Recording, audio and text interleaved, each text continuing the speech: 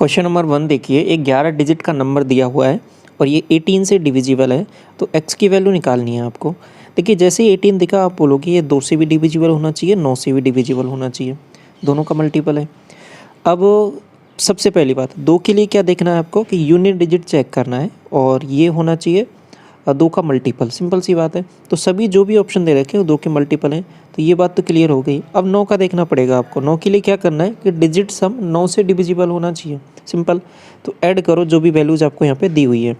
आपने ऐड किया 7, 8, 15, 2, 17, ये आपके पास 6, 23, 25, 31 और ये 39 और 13, 52 हो रहा है ये, ठीक है।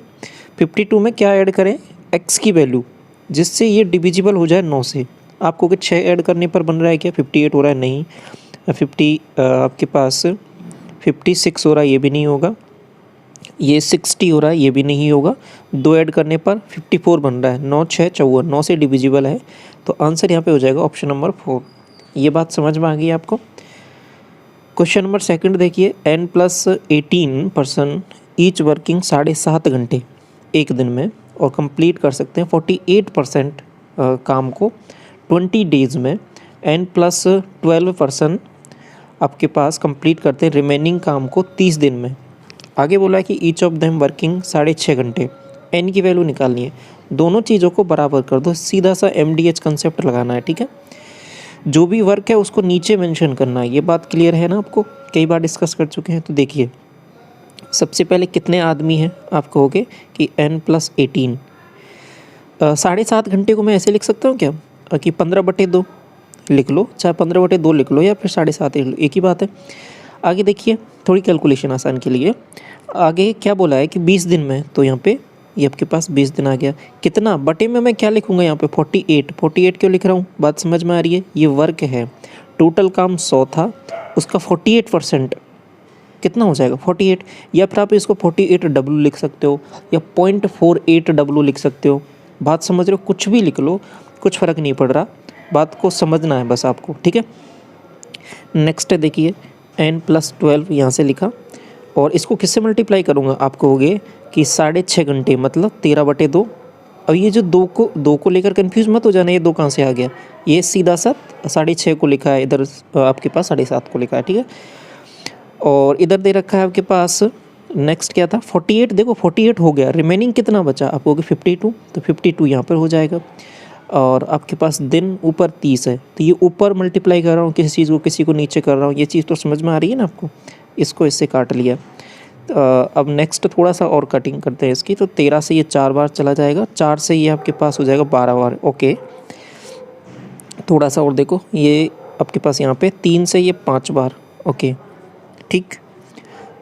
अब आगे क्या बन रहा है आप बताओ, आपको कि ये तो बन रहा है 10, नहीं 2 से और कट जाएगा, नहीं 6 बार कट गया, ठीक है। तो अब इसको मल्टीप्लाई कर लो, ये बन रहा है आपके पास 5n, ये आपके पास कितना बन रहा है 5n, और ये बन जाएगा 18 5 90, और यहाँ पे वैल्यू जो आपके पास बनेगी वो आपके पास बन जाएगी यहाँ पे 6n, और ये 12 6 72, ठीक है। ये 72 आएगा, थोड़ा सा करेक्ट कर लो इसको। अब कहोगे कि n की वैल्यू कितनी, सीधा सीधा दिख रहा है यहाँ पे 18 आ रही है, तो ऑप्शन यही पूछा था, n की वैल्यू आपको निकालनी है यहाँ पे। क्वेश्चन नंबर 3 देखिए, मोहित कैन कंप्लीट, ये सेम वैसा ही सवाल है जैसा पिछला वाला सवाल था, ठीक है। कम को कंप्लीट कर सकता है 2/3 काम को 24 दिन में, और इतने काम को कितने दिन में कंप्लीट करेगा। तो हम सीधा लिखेंगे कि ये देखो ये मोहित है, अब सेम आदमी है, तो 24 दिन में ये कर रहा है कितना काम 2/3, तो ऐसा लिख सकते हो इसको। तो ऐसा कर सकते हो इसमें क्या कि पूरा काम मान लो, आप कुछ भी मान सकते हो। आपने जैसे यहाँ पे 2/3 लिखा हुआ है, यहाँ पे 1/9 चाहिए आपको, तो आप क्या कर सकते हो 9 काम मान सकते हो पूरा। अब ये कैसे मान रहे हैं, ये बात तो समझ में आ रही है, इससे कुछ फ़र्क नहीं पड़ता कि टोटल काम आप कितना मानते हो, क्योंकि उसी के फ्रैक्शन में आप कैलकुलेशन कर रहे हो। यहाँ पे 2/3 इसका निकालोगे तो आपको 2/3 मैंने कैलकुलेशन जैसे ही की यहाँ पर, तो वैल्यू बन रही है आपके पास 6, तो 6 काम ये कर देता है इसका। आगे देखिए ये मोहित ही है सेम, और इसका 1/9 काम करना है इसको, तो 1/9 मतलब 1 काम हो जाएगा, 9 का 1/9 निकालोगे तो, ठीक है। कितने दिन में करना है ये हमें निकालना है, डे आ जाएगा। एम से तो एम कट जाए क्योंकि सेम आदमी है, 6 से ये 4 बार, तो डे कितना आ गया 4 दिन, ऑप्शन नंबर सेकंड। क्वेश्चन 4 देखिए, ये निकालना है। तो यहाँ तक पहुँचने के लिए तो आपको क्या करना पड़ेगा, सबसे पहले एक चीज़ है, तो ये आपके पास एक्स क्यूब प्लस 1/x³ और एक्स क्यूब माइनस 1/x³, ये चीज़ दिख रही है आपको, ये निकालना पड़ेगा आपको कि हाँ। तो इसके लिए सबसे पहले प्लस वाली टर्म भी चाहिए, माइनस वाली टर्म चाहिए, दोनों चाहिए होंगी। प्लस वाली तो सीधा सीधा निकल जाएगी यहाँ से, माइनस वाली के लिए थोड़ा सा काम करते हैं। तो ये प्लस में है, इसको मैं पी लिख देता हूँ। नेगेटिव वाली क्यू से आती है, p² q², और बीच में क्या आता है बताओ, माइनस आता है क्या। p² माइनस q², ये कितना होता है 4। p की वैल्यू आपके पास दे रखी है, इसका स्क्वायर करेंगे तो 8। q² की वैल्यू क्या हो जाएगी, आपको होगी यहाँ पे 4, तो q² की वैल्यू भी 4 आ रही है, तो ये भी सेम 2√2 ही आ रहा है। किसकी वैल्यू, आप कहोगे किसकी वैल्यू, मैं कहूँगा x माइनस 1/x की वैल्यू भी 2√2 ही आएगी। 2√2 आएगी या फिर 2 आएगी, देखो बताओ, 2 आएगी ना, 8 माइनस 4 4, हाँ ठीक है। तो 2 आ जाएगी x माइनस 1/x की वैल्यू। अब नेक्स्ट क्या करना है, यहाँ तक पहुँचना है क्यूब तक, तो x³ माइनस 1/x³, ये क्या हो जाएगा, 2 का क्यूब किया आपको हो गया 8 प्लस 3 टाइम्स इसका, तो 8 × 6 = 14, तो इसकी वैल्यू तो आ गई 14। इसको देख लो, अब इसकी वैल्यू निकालने के लिए क्या करेंगे, इसका क्यूब आपको हो गए 2, इसका हो जाएगा 8 और 8 दूनी 16, समझ रहे हो ना कितना बन रहा है ये तो 8 हो रहा है और ये 2√2 हो रहा है, ठीक है। माइनस भी करना पड़ेगा 3 टाइम्स इसका, तो 8 दूनी 16 माइनस 6√2, तो ये 10√2 बन रहा है बेसिकली, ठीक है। तो 10√2 और 14 मल्टीप्लाई करोगे तो 140√2 बन जाएगा ना, ऑप्शन नंबर पहला। क्वेश्चन नंबर 5 देखिए, यहाँ पे कंपोनेंट और डिविडेंडो लगाते हैं, ये निकालना है आपको।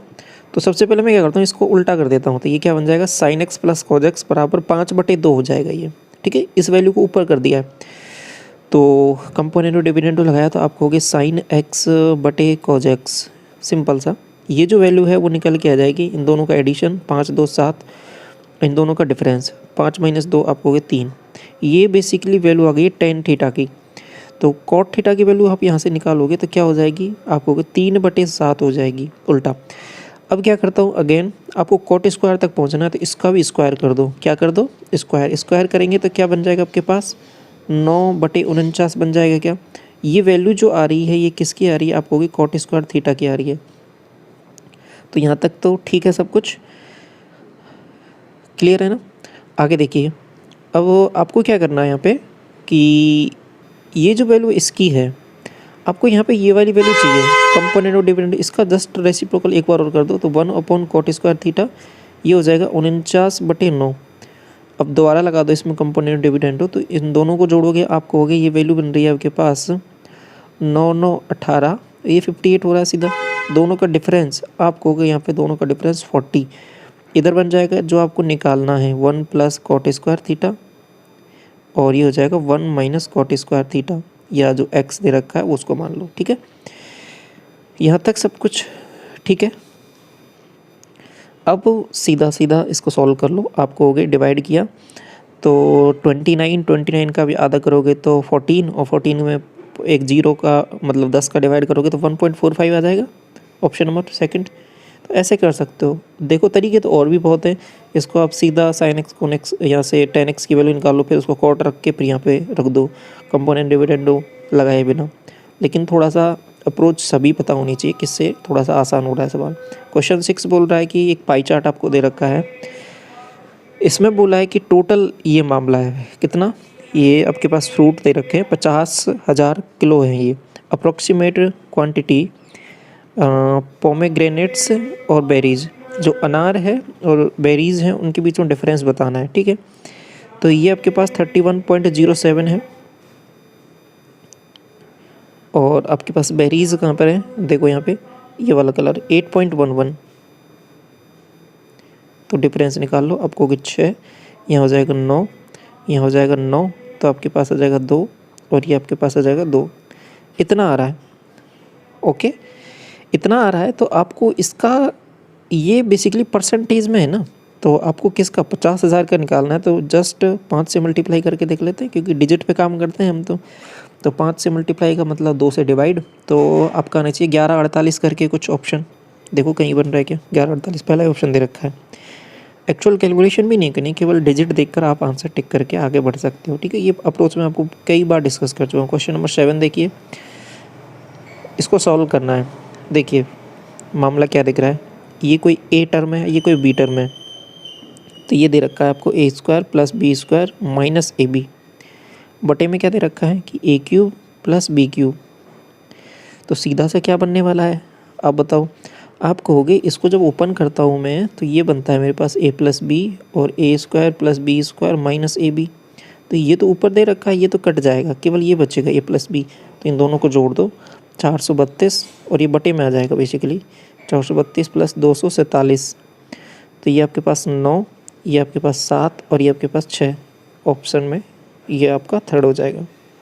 क्वेश्चन नंबर 8 देखिए, सिंप्लीफाई करना है, एलसीएम ले लो इसका, तो सिंपल सा 6 आ जाएगा। तो यहाँ से 3, तो 3 से किया 9a प्लस 3b माइनस 3 का तो 2, 2a माइनस माइनस प्लस, और ये 6b, और यहाँ से आ जाएगा आपके पास 12b, ठीक है। तो 9a 7a आ जाएगा, और ये आपके पास कितना बन रहा है 12 और 9 21। तो 7 कॉमन ले लेंगे, a प्लस 3b बटे 6, option number third. Question number 9 देखिए, भाग एक प्रश्न हल करते समय सुहास ने गलती से भाज्य के रूप में एक संख्या ले ली जो मूल भाज्य से, देखिए इसमें हिंदी में लिखा हुआ है, इसको थोड़ा समझिए। डिविडेंड हो गया, डिवीज़र हो गया और रिमाइंडर हो गया, उनके बारे में बात कर रहे हैं। तो भाज्य से 10% कम थी, उसने गलती से भाजक के रूप में एक संख्या ले ली जो मूल भाजक से 20% कम थी।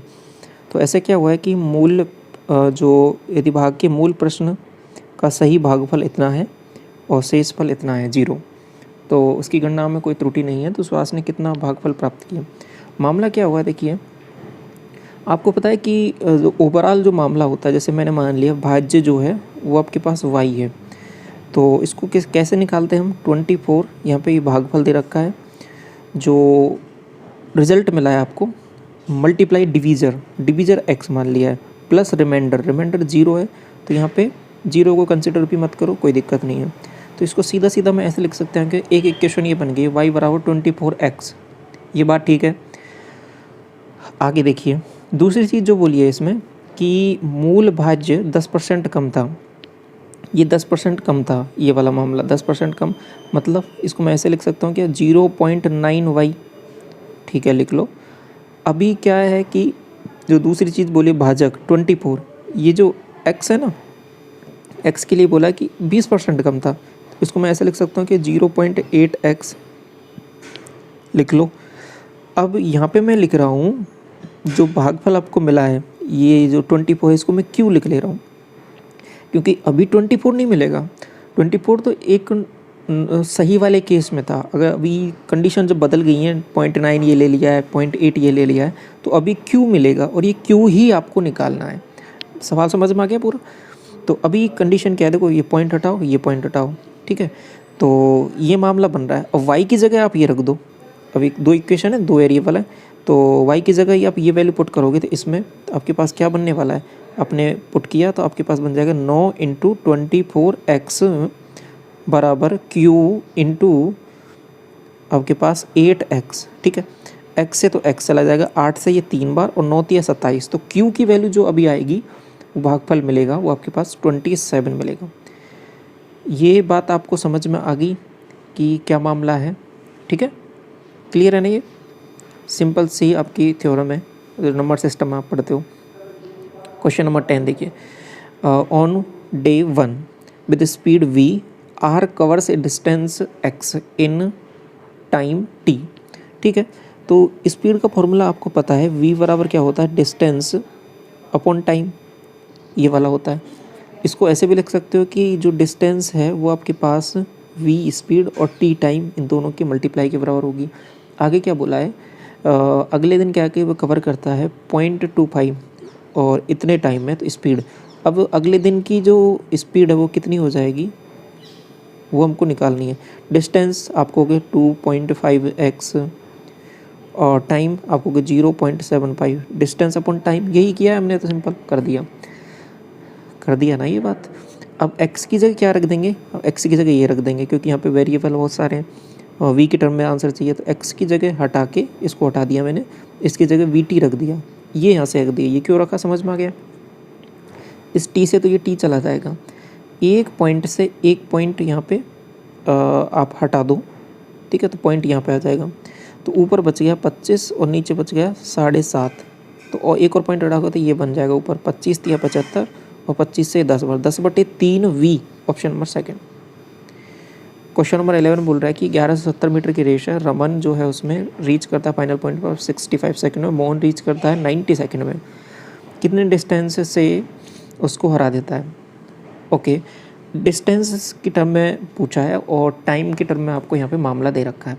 सिंपल सी बात, मैं आपसे एक चीज़ पूछूंगा यहाँ पे, देखो ये जो है ना पहला बंदा कौन, रमन, और ये कि मोहन, 1170 की क्या है डिस्टेंस, इतना कवर करना था, 65 से कवर करता है, 1170 की डिस्टेंस है, कितने से कवर करता है, 90 से।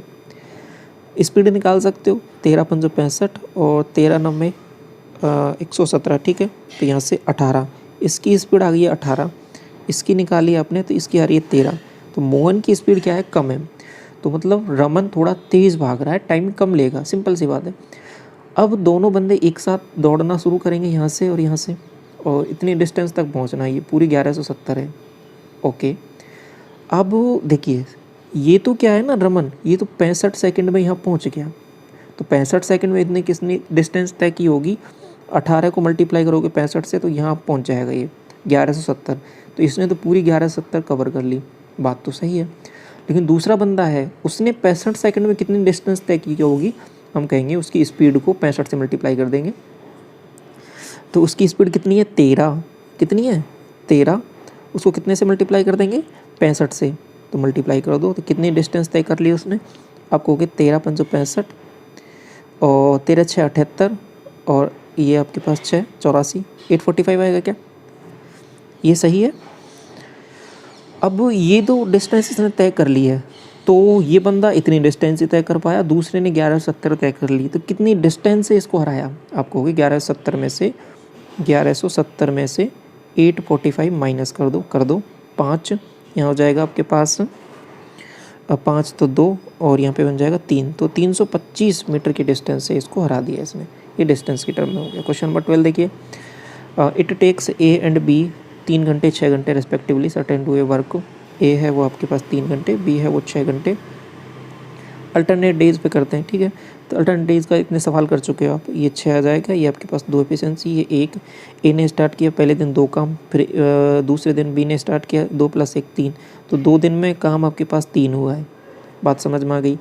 तो काम आपको पहुंचना है 6 तक, तो इसका जस्ट डबल आपको हो गए 6 काम हो गया पूरा, इसका जस्ट डबल 4, तो 4 घंटे में काम कंप्लीट, सिंपल। क्वेश्चन नंबर 13 देखिए, 2 कॉर्ड हैं ABCD मीट करती हैं आउटसाइड पॉइंट, ये देखो ये AB के ऊपर ऐसा लिख दिया है, तो इससे कन्फ्यूज मतलब नहीं ये क्या पूछ लिया, और ये M लिख दिया है, तो आपको होगी कि सवाल में कुछ अलग ही पूछ लिया, अलग कुछ भी नहीं है, सिंपल सा जैसे होता है ना कि आप कोई ये लाइन मैंने ड्रॉ की, तो इसका मैंने इसको AB नाम दिया है, तो मैं क्या कर दूँगा, जैसे इसकी 10 सेंटीमीटर है तो इसको ऐसे लिख सकता हूँ मैं, मेजरमेंट ऑफ AB का जो है वो आपके पास रेखा खंड जो बोलते हैं इसको, वो आपके पास कितना है 10 सेंटीमीटर, तो सिंपल सा ये टर्म है, तो इसे कन्फ्यूज़ नहीं हो जाना है।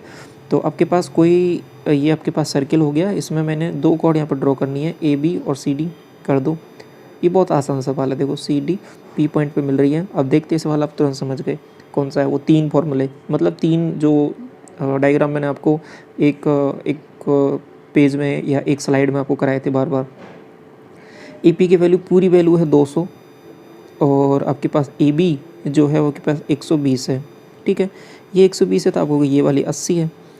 नेक्स्ट क्या है कि CP पूरा ये 160 है, ठीक है, तो क्या करना है आपको, 200 × 80 बराबर हो जाएगा 160 × ये PD, ठीक है, तो सॉल्व करोगे ये 80 से 2 बार और इसको दोगे तो 100, तो ये वैल्यू आपने 100 निकाल ली है, ये निकालना है CD पूरा 160 था, तो ये आपके पास 60 हो जाएगा, ऑप्शन नंबर 3। क्वेश्चन 14 बोल रहा है कि 2 सर्किल हैं सेम रेडियस के 6 सेंटीमीटर इंटरसेक्ट करते हैं each other at point P and Q, P Q 10 centimetre, then what is the distance between the centres of the two circle. ठीक है, सेम रेडियस है, सेम रेडियस है, intersect करते हैं at point P and Q. ये P और ये Q पर इंटरसेक्ट कर दिया। पी क्यू 10 सेंटीमीटर है, ये 6 है, ये भी 6 है। What is the distance between the centres. मुझे बताइए एक चीज़ यहाँ पे समझने की जो है, ये पूरा 10 था तो ये 5 बोल सकता हूँ क्या? आपको कि बिल्कुल बोल दो। ये 5 है तो ये 36 और ये 25 माइनस करो, आपको हो गया 11। तो ये अंडर रूट में 11 यहाँ से यहाँ तक, तो ये भी अंडर रूट में 11 रहेगा। तो दोनों का टोटल डिस्टेंस वो क्या हो जाएगा? 2√11। सिंपल सी बात है ये तो। क्वेश्चन 15, इसको सॉल्व करना है। ये तो एक सीधा सा फॉर्मूला भी है, बाकी ओपन करके भी कर लो, कैसे भी जैसा आप चाहो, आपको ठीक लगे वैसा कर सकते हो। यहाँ से बन जाएगा sine square theta plus cos square theta 1 plus 2 sine theta cos theta, ये प्लस की टर्म है। Sine square theta plus cos square theta 1 minus 2 sine theta cos theta, जो यहाँ से आएगा वो यहाँ से आएगा, वो कट जाएगा। 1 + 1 2। क्वेश्चन नंबर 16 बोल रहा है कि एक ग्रोसर है, क्लेम करता है ही सेलिंग शुगर 48 पर केजी, जिसका कॉस्ट है 50। आपसे क्या बोल रहा है पता है कि 50 रुपये की है एक्चुअल में, मैं आपको 48 में ही बेच रहा हूँ। अच्छी बात है, लेकिन क्या बोल रहा है देखो, लेकिन गड़बड़ी करता है, वजन में गड़बड़ी करता है कि 1000 ग्राम के तुलना में 900 ग्राम ही तोलता है। तो अप्रॉक्सीमेट परसेंटेज प्रॉफिट, देखो ऐसे सवालों में तो आपको कोई प्रॉब्लम होना ही नहीं चाहिए कभी भी, क्योंकि डिसऑनेस्ट मर्चेंट, ये बेईमान दुकानदार वाले सवाल का तो मैंने एक ऐसा कंसेप्ट आपको बता रखा है कि कभी आपसे कोई गलती ही नहीं होगी और सब सवाल आसानी से बना लोगे। एसपी से सीपी का रेशो, एसपी से सीपी का जो रेशो होता है वो क्या होता है आपको? कि पहला मामला दे रखा है कि 50 की वस्तु है, उसको 48 में बेच रहा है। दूसरी कंडीशन क्या दे रखी है? बेईमानी कर रहा है, तो बेईमानी वाला नीचे आता है और एक्चुअल में कितना तोलना था ये ऊपर आ जाएगा। सॉल्व कर लो इसको, 2 0 से 2 0, 1 0 से 1 0, 3 से काटेंगे इसको 3 बार, 3 से काटेंगे इसको 16 बार। तो यहाँ तक ठीक है। तो ये ऊपर बन रहा है 16, नीचे बन रहा है 15। तो ओवरऑल कितने का मुनाफा कमा रहा है? 15 की वस्तु को 16 में बेच रहा है, 1 रुपये कम। कितने पर? 15 पर। परसेंटेज बदलना है 100 से मल्टीप्लाई। और थोड़ा सा सॉल्व कर सकते हो इसको, तो ये बेसिकली 20/3 आ रहा है, तो 20% उसको भी 3 से भाग देना है, तो 6.66 आ रहा है क्या? 6 18, 6 18। ठीक है, ऑप्शन नंबर 4 हो जाएगा। कौन सा फॉलोइंग है जो नंबर डिविजिबल है 36? 36 जैसे दिख रहा है, 4 और 9 दिखना चाहिए।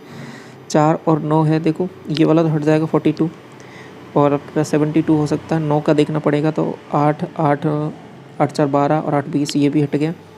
और 9 हटाओ, 7 2 9, ये भी हट गया, केवल यही बचेगा। 5 3 15 और 3 18 डिविजिबल है, 9 से डिविजिबल होना चाहिए। क्वेश्चन नंबर 18 बोल रहा है कि length of arc of the sector, circle का जो है बताना है। डायमीटर दे रखा है 7, रेडियस हो जाएगा 7/2 और सेंटर एंगल है 108 डिग्री का। देखो 2πr होता है, पूरा होता है क्या? पूरा एक सर्कमफ्रेंस होता है, इसमें सेक्टर का बताना है, तो थीटा आ जाएगा इसमें, θ/360। तो आप कहोगे ओके, तो 2 × 22/7, रेडियस आपको दे रखा है 7/2, थीटा आपको 108/360। ये मामला सॉल्व करना है। 7 से तो 7 चला गया, अब 2 से ये 2 भी चला जाएगा, 4 से भी काट सकते हो, 18 से 18, 18 6 108, 18 दूना 36। ठीक है, अगेन थोड़ा सा और कैलकुलेशन करते हैं, तो ये हो जाएगा 10 और ये हो जाएगा 3, तो ये 66/10 6.6। 19वां सवाल बोल रहा है कि हाउ मच सिंपल इंटरेस्ट 6000 रुपये पर 21 महीने के लिए 8% पर एनम के हिसाब से। ठीक है, तो 6000 रुपये है प्रिंसिपल, आर आपके पास 8%, टाइम 21 महीने, तो 12 से डिवाइड कर देते हैं क्योंकि इसको बदलना पड़ेगा, साल में बदल दिया, तो ये ब्याज मिल जाएगा। सॉल्व कर लो, 2 0 से 2 0, 12 5 60, 8 5 40 और 21 चौके 84, 840। A varies directly as b + 18 and A बराबर ये है। ठीक है, directly as b + 18 and A बराबर इतना है, b बराबर इतना है, then the find the value of a when b बराबर इतना। ठीक है, सिंपल सा मामला क्या दे रखा है कि a वो डायरेक्टली प्रोपोर्शनल है b + 18 के, तो कोई वेरिएबल यहाँ पे लगाओगे इस प्रोपोर्शनल को हटा के, तो आपने बोला के की वैल्यू निकालने के लिए पहली कंडीशन दे रखी है 108 के निकालना है। क्योंकि ये साइंस में कुछ टर्मिनोलॉजी होती है, साइंस में कुछ ऐसे छोटे छोटे से डेरिवेशन होते हैं, उन कंसेप्ट को आजकल पूछने लग गए हैं, तो उन पे बेसिस ये सवाल होते हैं। ये भी बहुत आसान है, 108 ये हो जाएगा। बी की वैल्यू यहाँ पे रखो 36 + 18, तो ये क्या हो जाए 54। तो इस यहाँ से वैल्यू के की आ रही है, वो आपके पास 2 आ रही है, के की वैल्यू 2 आ गई, फिर ये इस इक्वेशन रख दो, तो आपके पास ये इक्वेशन बन जाएगी। के निकालना था, वो वेरिएबल जो कांस्टेंट है ना वो निकालना रहता है। तो b + 18, अब जो पूछा है वो रख लो, b बराबर 68 रखना है, 68 इसमें रख दिया + 18, और यहाँ पे इसकी वैल्यू 2 रख दो, दोनों को जोड़ो, आपको के 8 8 16 और 6 7 8 मल्टीप्लाई करेंगे 2 से, तो 6 दूनी 12, 8 दूनी 16 1 17, 172, ऑप्शन नंबर 4। 21 बोल रहा है कि कॉनिकल टेंट है, रेडियस 7 सेंटीमीटर, वर्टिकल हाइट 24 है। कॉनिकल है तो कॉनिकल बना दो, ये आपके पास 7, ये 24, तो ये सीधा 25 बोल सकते हो। How many full bags of rice can be emptied in the space occupied by rice bag है 2 मीटर क्यूब। तो सिंपल से क्या करना है कि इसके वॉल्यूम को इक्वल कर देना है, सिंपल कर दो, 1/3 पाई 22/7 r² 7 × 7 h 24 बराबर ये वॉल्यूम आएगा। इस वॉल्यूम को क्या करना है, चलो पहले वॉल्यूम निकाल लो, या फिर इसमें भी कर सकते हो। देखो इस वॉल्यूम को क्या है कि ऐसे ऐसे बैगों में भरना है, ठीक है। तो 2 2 मीटर क्यूब के, तो मान लेता हूँ मैं n बैग है, यही बोला ना, क्या बोला है कि how many full bags of the rice can be emptied in the space occupied by the rice in each bag, ठीक है। हाँ, तो n बैग है जिसका प्रत्येक में इतना 2 है इसका वॉल्यूम एक का, तो n बैग भरे जाएंगे, ठीक है। तो सॉल्व कर लो इसको, आपको हो गए कि 7 से काट लिया ये वाला, ये इसको आपने 8 बार काट दिया, 2 से ये आपने यहाँ पर 4 बार, ठीक है। तो 4 × 7 = 28, 28 दूना 56, और 56 को 11 से मल्टीप्लाई करते हो तो 6 6 5 11 और 5 1 6 616, ऑप्शन नंबर 2, ठीक है। 22 देखिए, फॉलोइंग फिगर्स आपके बताते हैं, क्या बताना है कि who scored the best on average. तो सबसे पहले एवरेज निकालना है, बेस्ट मतलब सबसे ज़्यादा मार्क्स किसके आए, एवरेज किसका सबसे ज़्यादा रहा है, तो जिसके सबसे ज़्यादा मार्क्स होंगे उसी का एवरेज भी ज़्यादा रहेगा। तो एवरेज निकालने की आवश्यकता नहीं है, 3 से डिवाइड करने, क्योंकि 3 3 वैल्यूज़ हैं सब में, तो आप डायरेक्ट एडिशन देख लो, जिसका एडिशन ज़्यादा उसका एवरेज ज़्यादा। और एक और चीज़, ऑप्शन पे ज़रूर जाया करो ऐसे सवालों में, तो ए का तो इसमें देखना ही नहीं है, तो ए को छोड़ो, इन बाकी को ऐड करो। अब वैल्यूज़ कितनी बन रही है देखो, 6 3 9 और 1 10, और आपके पास 10 10 20 और 7 27 270, ये इसका आ गया। सी का देखो, 9 9 18 1 19 और 10 और आपके पास 14 24, ये सी का हो गया। तो इसका देखो आपके पास 4 और 9 दूनी 18 27 1 26, इसका देखो 8 3 11 और 9 3 27। तो सबसे ज़्यादा किसका 271 ई का, तो ई आंसर आ जाएगा। 23 a man drive his car 24 kilometre at speed 48 km/h, ठीक है। और अगले आधे घंटे के लिए क्या करता है कि ड्राइव करता है, इस हिसाब से एवरेज बताना है। तो एवरेज के लिए सिंपल सा कंसेप्ट क्या होता है, टोटल डिस्टेंस 24 पहली डिस्टेंस, दूसरी डिस्टेंस कितनी हो जाएगी, इसको मल्टीप्लाई कर दो इससे, आप कहोगे कि 1.5 से मल्टीप्लाई करेंगे तो 120 आएगा क्या, ये डिस्टेंस हो गई इसकी। पहले वाले में टाइम कितना आ जाएगा, इतने की स्पीड को इतने से डिवाइड करना तो आधा घंटा, ये बात ठीक है ना, आधा घंटा। और यहाँ से आपके पास ये 3.5 घंटा है ना, सॉरी 1.5 घंटा, तो इसको 3/2 लिख सकते हो। तो ये ओवरऑल कितना आ रहा है 3 1 4 4/2, तो ओवरऑल नीचे आ रहा है वो 2 घंटे। ऊपर सॉल्व किया आपके पास 4 और 12 और 2 14, 144 डिवाइड बाई 2 72 आंसर आ जाएगा। ये देखिए क्वेश्चन 24 क्या बोल रहा है, ये इसके इक्वल है, वैल्यू ए की बतानी है। ऐसे सवालों में क्या कर सकते हो, बिना सॉल्व किए ही अब वैल्यू पुटिंग कर सकते हो, नंबर 1। नंबर 2 सॉल्व भी कर सकते हो, आसान चीज़ है, ठीक है। तो एलसीएम जैसे आपने लिया 1 + sin है 1 - sin है, तो 1 - sin² थीटा बन जाएगा। तो कॉस तो आपने ऊपर कॉमन ले लिया है, तो नीचे क्या बन रहा है देखो 1 - sin², तो 1 + sin है 1 - sin है, तो ओवरऑल ऊपर बन जाएगा 2 और नीचे बन जाएगा 1 माइनस साइन स्क्वायर ए, तो कॉज स्क्वायर ये वैल्यू बन रही है। तो इससे एक वाली टर्म कट जाएगी, यहाँ पे आ रहा है 4, इससे कट जाएगा ये 2 बार, तो कॉज की वैल्यू आ रही है 1/2। 1/2 कितने डिग्री पर होती है आपको? 60 डिग्री पर। 25 ये लास्ट सवाल है। एक डीलर है, परचेज करता है वॉशिंग मशीन को 9,000 रुपये में, अलाउ करता है 10% का डिस्काउंट और मार्क प्राइस पर गेन करता है 10%। Mark price of the machine. ऐसे सवालों में तो कोई परेशानी बिल्कुल भी नहीं होनी चाहिए आपको। ये सवाल तो आप ऐसे समझ लो कि हमने मान लो कितनी ही बार कर लिए हैं ये सवाल, ठीक है। फाउंडेशन बेस से लेकर हर शिफ्ट में ही ऐसे सवाल रिपीट होते हैं। तो CP से MP का रेशो आप बताओगे, ठीक है। रट गया है ना ये वाला सवाल? तो 100 माइनस डी आप होगे 90 और 100 प्लस माइनस पी या एल आप होगे 110। कैसे लेगा समझ में आ रहा है? अपने 9,000 में ख़रीदा, CP की वैल्यू 9,000 बटे MP निकालना है, ये 90 और ये आपके पास 110। काटा इसको, 9 से ये आपके पास कट जाएगा 1,000, तो 11 से मल्टीप्लाई किया 11,000, ऑप्शन नंबर पहला। ठीक है, समझ में आ गया सब कुछ। तो ये ओवरऑल आपके 25 क्वेश्चंस कवर होते हैं। पहले की शिफ्ट अवेलेबल है चैनल पर, चेक कर सकते हो। Thank you so much.